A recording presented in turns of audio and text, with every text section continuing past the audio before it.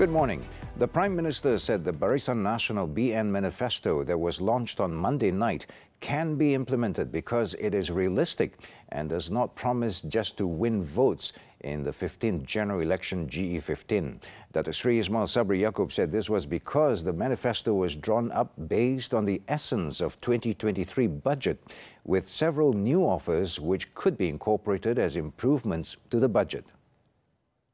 Apa yang kita janjikan adalah sesuatu yang kita boleh laksanakan. Kita tidak janji bulan dan bintang seperti yang dibuat oleh pihak pembangkang. Maknanya kita berpijak di bumi nyata. Maknanya apa yang kita buat ini, kita dah masukkan ke dalam bajet. He said this at a media conference after attending the People's Festival at Kampung Boho Baru in Kuala Bera, Pahang. Dr. Sri Ismail Sabri also said that the manifesto does not leave out anyone, including the M40 group, because the 2023 budget tabled by Finance Minister Dr. Sri Tengku Zafrul Abdulaziz earlier was comprehensive.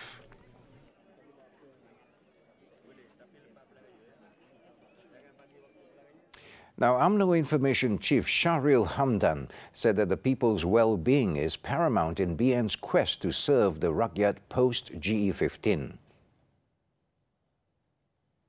I see the BN manifesto that was launched as a potential game changer in these elections because it proves one more time that BN promises what is doable and it has a level of specificity that I think our opponents' offerings don't. For example, some of the game-changing promises, offerings that BN is giving in Padu includes that automated top-up to household income for households that earn less than the poverty line. That's quite a bold and brave promise, something that I personally believe in, and I actually proposed something similar in my tours, speaking about policy a couple of years ago, so I'm quite pleased that that suggestion has made the final list. There are also other very welfare-centric promises that are simple cash handouts. So, for example, the free childcare services. I think that's something that a lot of young families and or families with young children could really do with. We have Tabika Kemas, which is really basically like free kindergarten. There's no reason why in this day and age we can't do the same for childcare. This obviously has other spillover or rather other effects that are going to include things like having more women going back to the workforce. So I think that's one other standout promise that I'm quite pleased about. And as for the MIC, the manifesto reflects the coalition's engagement with the people. Looking at the youngsters, not only youngsters, public at large, they are very excited with the manifesto by Barisan Nasional. First and foremost, it is because it's from Barisan Nasional. It's not from Pakatan Harapan. They have enough experience in the past, especially in the last general election, where they came out with a very exciting and attractive manifesto. Then toward the end, they said, no, this is not a kitab. We don't have to fulfill all the commitments. That is one. Whereas, the Rakyat have experienced any manifesto from Barisan Nasional will uphold our decision to implement. Therefore, the Rakyat is excited. Over and above the proposal given by the Barisan Nasional government to eradicate poverty, that is one. Second, the special act for gig economy. These have excited the youngsters, and moreover, 5G program and special exemption from tax for the female worker who come back to work, return to work, so on and so forth. These are the few proposals that have really excited the people of Perak or public at large, especially in Tapa. We now have with us Professor Dr. Jeffrey Williams, non-resident senior fellow of the Malaysian Institute of Economic Research, MIER. Prof, the BN says it has produced a comprehensive solution to answer a variety of pressing issues such as the high cost of living. What is your analysis on this from the perspective of the economic point, and how do you rate the coalition's manifesto? The Barisan Nasional manifesto was really very surprising in a very good way. one of the most important things that we have seen in this election is in the Barisan National Manifesto, and that is the introduction of what they call the Assistive Basic Income Program, which will set a lower threshold for people's income at 2,208 ringgit per month and will provide direct assistance to make sure that people don't fall below that level. Now, this is the starting point of a universal basic income, which I have long supported and long advocated, and it is a very, very important revolutionary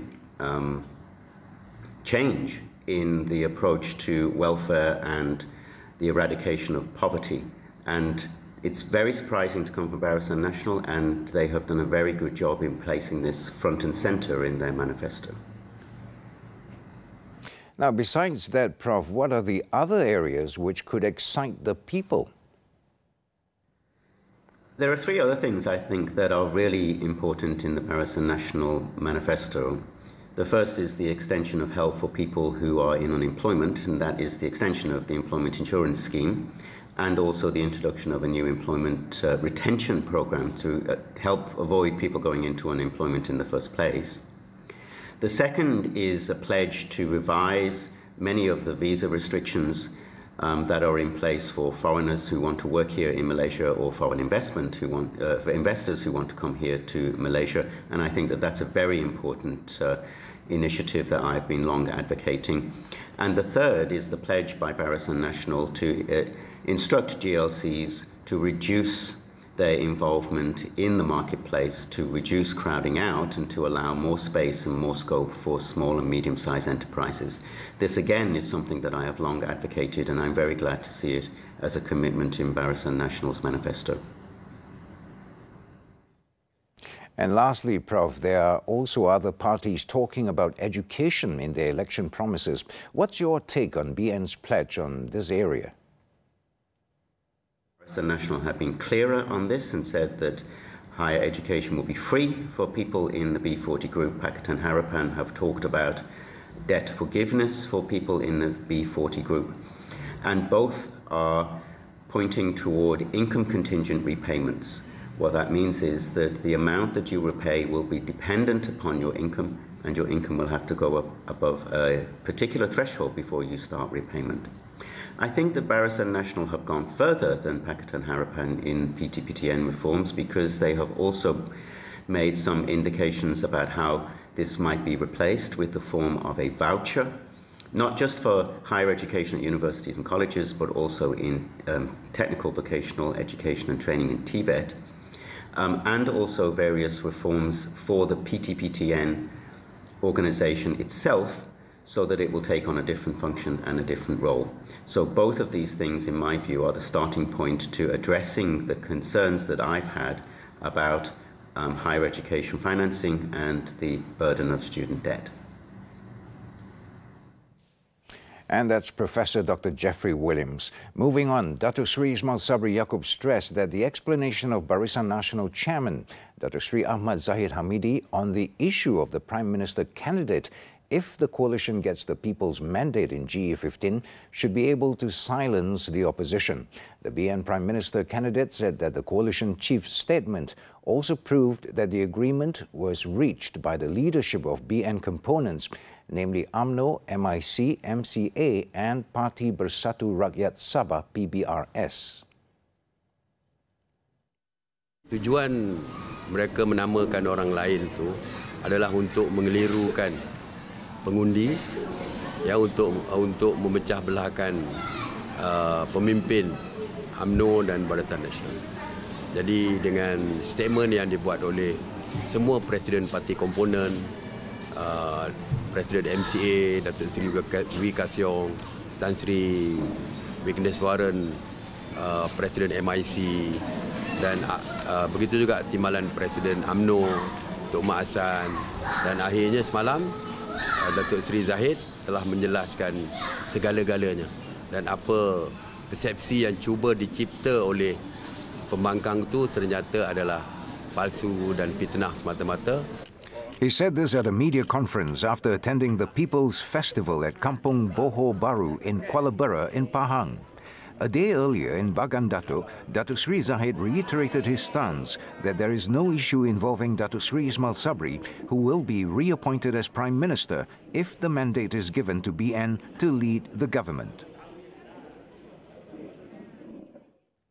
Past Deputy President Datuk Sri Tuan Ibrahim Tuan has slammed PKR's Rafizi Ramli over the latter's slandering statements which claimed that the Environment and Water Minister had approved a 2 billion ringgit project after Parliament was dissolved. He challenged the PKR Deputy President to lodge a report with the Malaysian Anti-Corruption Commission MACC.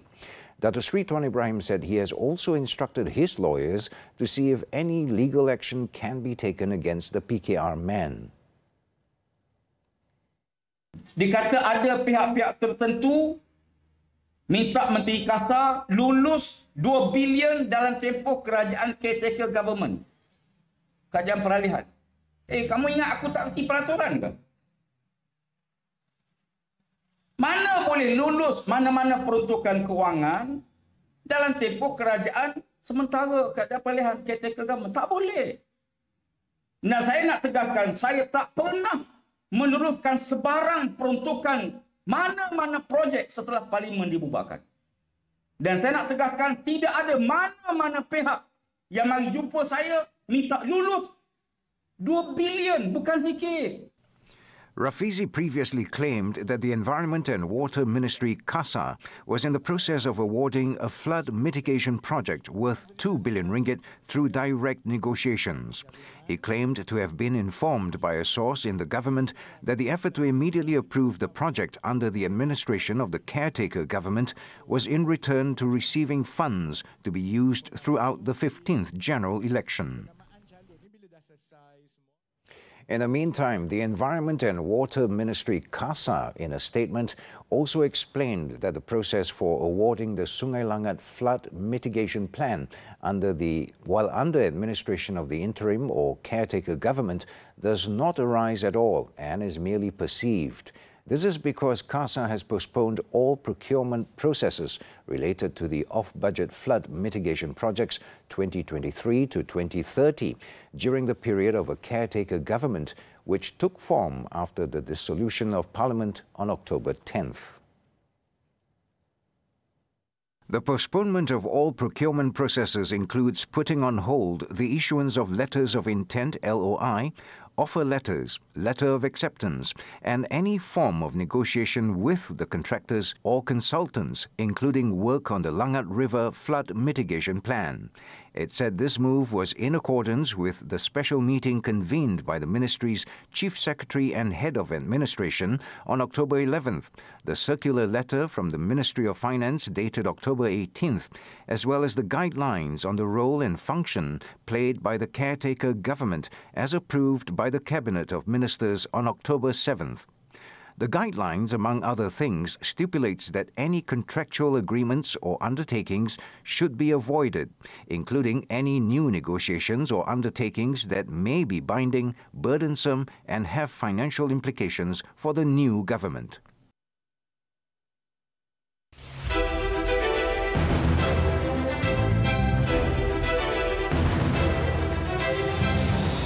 Mandat kembali ke tangan rakyat. Kepercayaan dan keyakinan. Kini masanya memilih kerajaan teguh dan mampan. Pilihan anda kami sampaikan. Mandat Rakyat PRU 15. Komprehensif dan terkini. Hanya di TV3. Datuk Sri Anwar Ibrahim believes that Tun Dr. Mahathir Mohamad and his party's presence in GE15 is only meant to split the votes.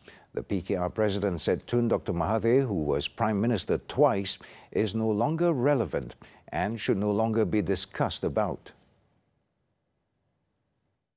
Mahathir pun yang kacau lebih alam. Itu sudahlah habis. Jangan cerita lagi. Jangan cerita lagi. Sudah out sudah. Bagi pecah undi saja. Datuk Sri Anwar also said that the claims that he's seeking to enter a cooperation with UMNO President Datuk Sri Ahmad Zahid Hamidi are baseless. He stressed that his plan is to win at least 112 seats in the parliament so PH can form a government.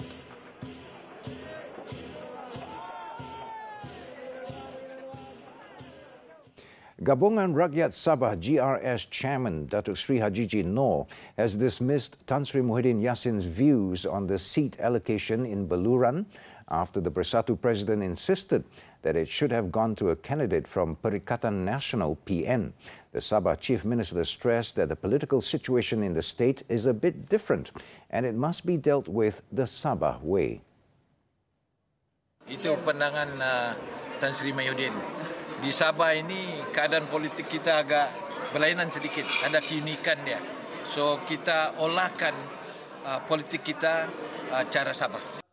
The Sabah Bersatu chairman was commenting on Tan Sri Muhyiddin's statement questioning the move by GRS to give way to Barisan Nasional candidate Benedict Asmat to contest the Beluran seat. Tan Sri Muhyiddin also defended Datuk Sri Ronald Kendi's bid for re-election on a PN ticket in Beluran, claiming that the latter is eligible as he is Bersatu's vice president and that the seat belongs to the party. Sabah BN chairman Datuk Sri Bong Mokhtar Radin previously defended fielding Benedict, saying it was in keeping with a unique tradition of fielding a non-Muslim in the constituency.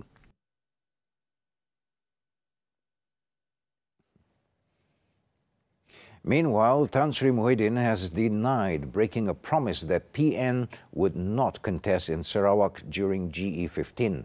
Instead, he said the agreement with GPS chairman Tan Sri Abang Johari Tun Openg was that Bersatu would not contest in the 12th Sarawak state election last year and not during the current parliamentary election.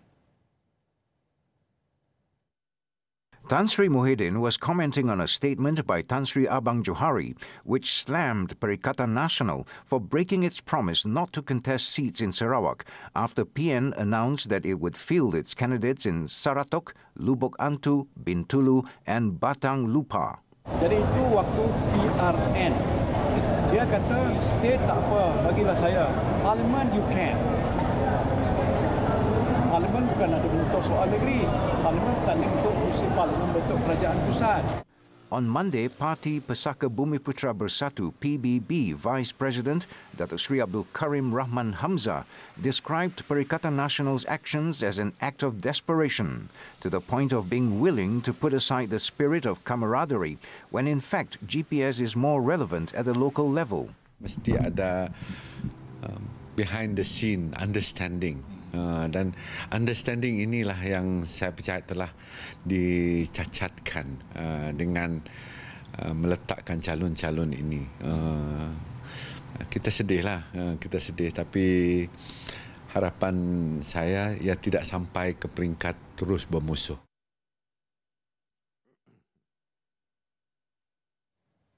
A report has been lodged by Federal Territory MACC over Batu candidates' allegations that the party offered payment to switch allegiances during the Sheraton move in 2020. Federal Territory's MACC chairman, Dato' S. Raja, claimed that Batu hopeful P. Prabhakaran of PKR had alleged that MACC offered him 10 million ringgit to switch parties. Saya buat laporan polis ni, saya nak bagi tahu memang tidak ada sebarang orang telah offer kepada dia 10 juta. Itu adalah fitnah, toman, betul-betul tak masuk akal. Dato' Raja also urged Prabhakaran to withdraw his statement. He said the candidate should have a healthy campaign and not resort to slander, adding that MACC is willing to withdraw the report should Prabhakaran apologize. Sentul District Police Chief Assistant Commissioner Bae Eng Lai said the case would be investigated under the Penal Code for criminal defamation. Begitu jelas, dia nak dapatkan. Still to come, Christchurch mosque gunman appeals life sentence. Stay tuned.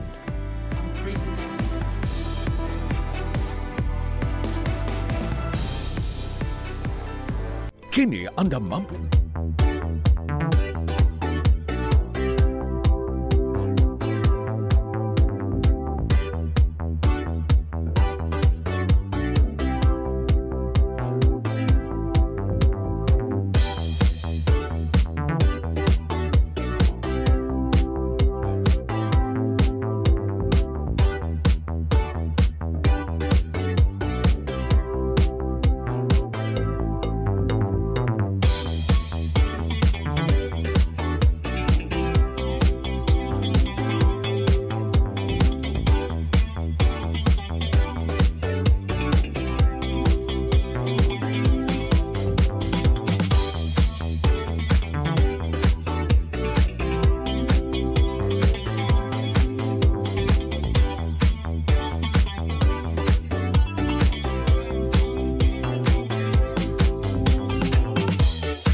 Back with news on the foreign front now. U.S. voters are casting early ballots in the midterm elections that will determine control of the House and Senate as candidates try to muster last-minute support. Democrats are trying to cling to their majorities in Congress for the final 2 years of President Joe Biden's first term. Republicans are favored to win control of the House, while the race for Senate control appears tight. Voters have already cast more than 42 million ballots in the midterm elections as of Monday evening.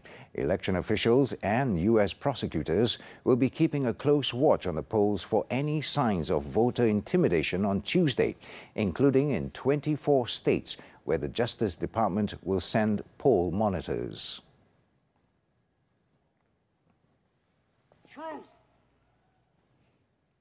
Leaders from poor countries criticized wealthy governments and oil companies for driving global warming, using their speeches on Tuesday at the COP27 climate summit in Egypt to demand that they pay for damages being inflicted on their economies. Antigua's Prime Minister Gaston Brown told delegates at the summit that small island nations suffering the brunt of climate change have called on big oil to pay for mounting damage from ocean storms and sea level rises. The leader of the small island nation said that only 6 fossil fuel companies generated more than enough money to cover the costs of major climate damages in developing countries. Brown, who was speaking on behalf of the Alliance of Small Island States, also urged collective action to reduce emissions and to end fossil fuel subsidies. Meanwhile, Sri Lanka's President Ranil Wickremesinghe said Western governments were quick to divert billions of dollars to the war in Ukraine, but slow to spend on climate change. A self-proclaimed white supremacist who killed 51 Muslims at 2 Christchurch mosques in March 2019 on Tuesday filed an appeal against his conviction and whole life sentence. According to the Court of Appeal, 32-year-old Brenton Tarrant's application would receive an oral hearing, but that the date for the hearing had not yet been set. It added that the court also did not immediately grant a records request for the notice of appeal.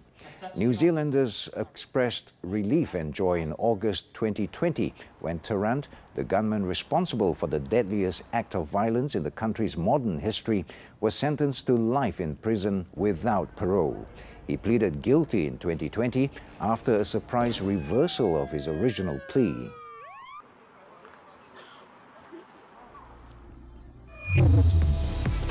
Garcia downs Sabalenka to seal WTA Finals victory. Sports is up next.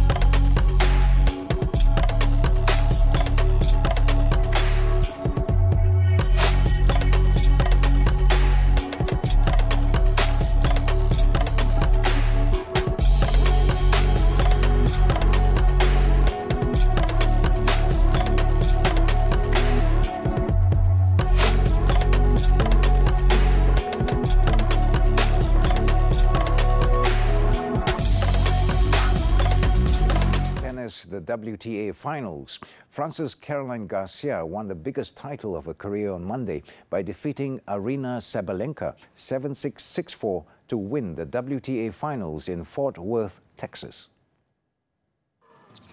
Against Sabalenka, Garcia showed off her powerful serve early as she racked up 10 of her 11 aces in the opening set.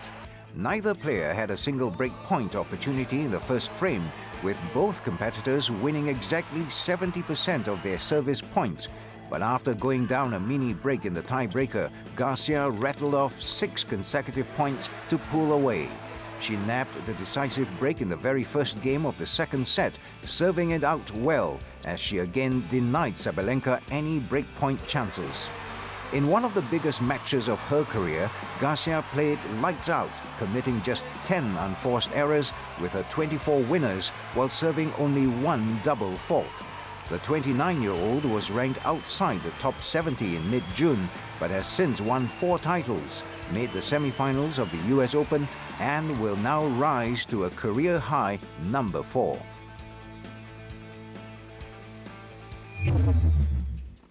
In the women's doubles, Veronika Kudermetova and Elise Mertens fought back from 7-2 down in the match tiebreak to defeat defending champions Barbara Krejcikova and Katarina Siniakova and win their first title.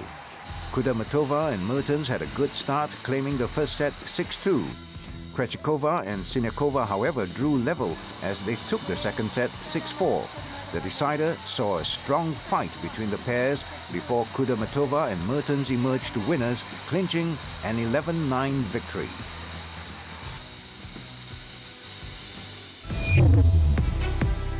Dato Sri Vida pleads not guilty to uploading offensive video. This and more after the short break. Penemuan kotak permainan.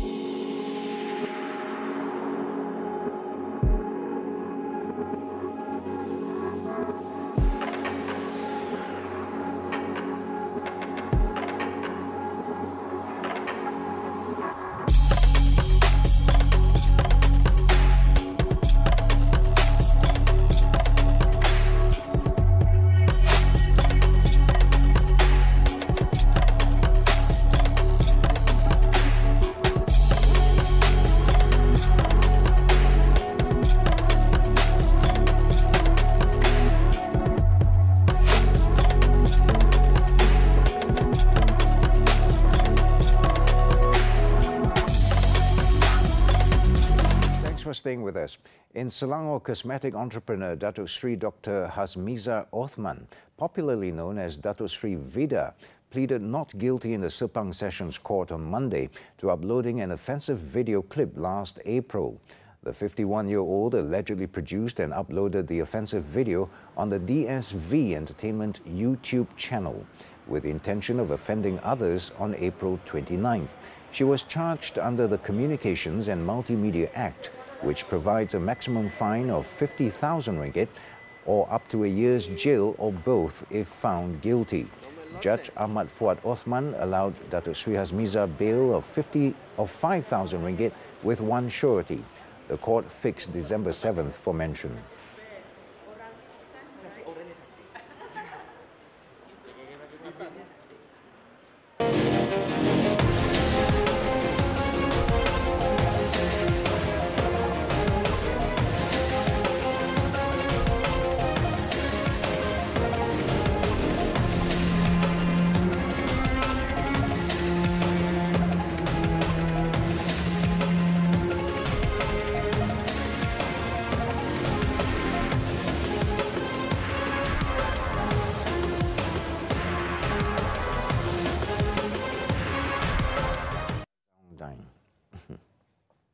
Thousands of people have gathered in the hills of central Myanmar for the annual Tazongdang Light Festival that marks the end of the rainy season with a fiery nighttime display of exploding hot air balloons.